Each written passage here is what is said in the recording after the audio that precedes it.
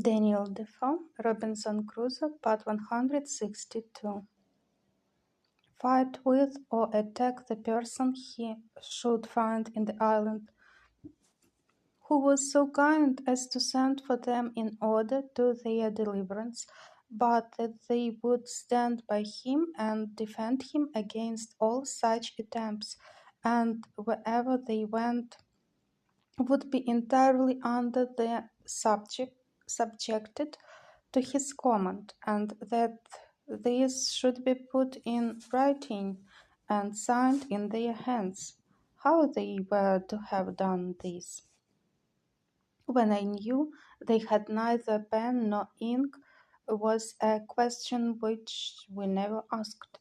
Under these instructions, the Spaniard and the old savage, the father of Friday, went away in one of the canoes, which they might be said to have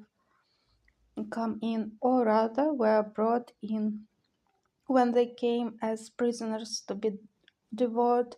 by the savages. I gave each of them a musket with a firelock on it, and about 8 charges of powder and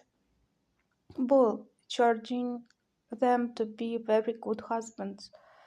of both, and not to use either of them but upon urgent occasions.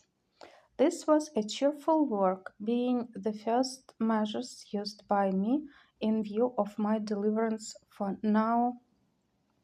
27 years and some days. I gave them provisions of bread and of dried grapes, sufficient for themselves for many days, and sufficient for all the Spaniards for about 8 days' time. And wishing them a good voyage, I saw them go, agreeing with them about a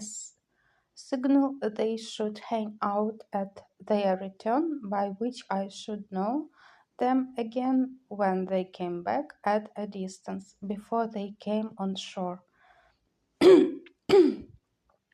They went away with a fair gale on the day that the moon was at full, by my account in the month of October.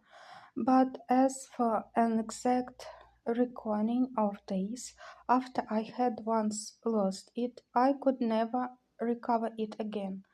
nor had I kept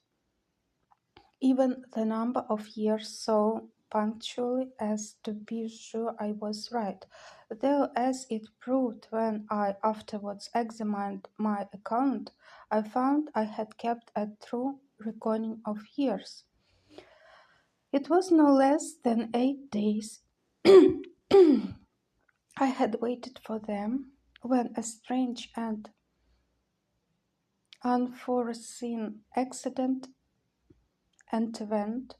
of which the like has not, perhaps, been heard of in history.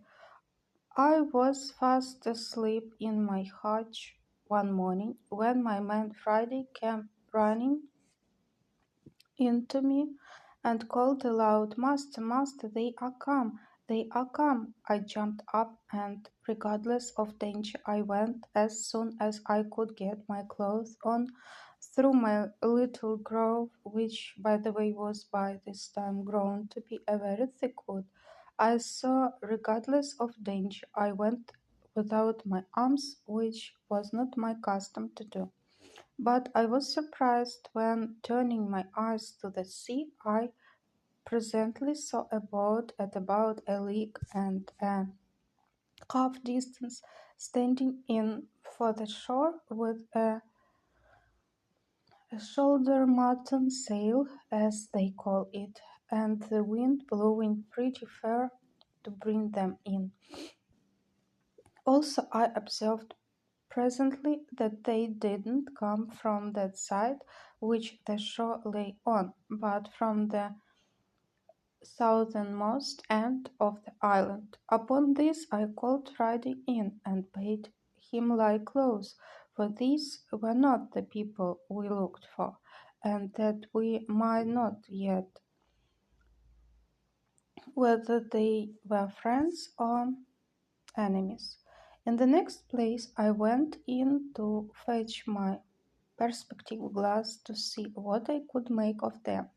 and having taken the ladder out, I climbed up to the top of the hill as I used to do when I was apprehensive of anything,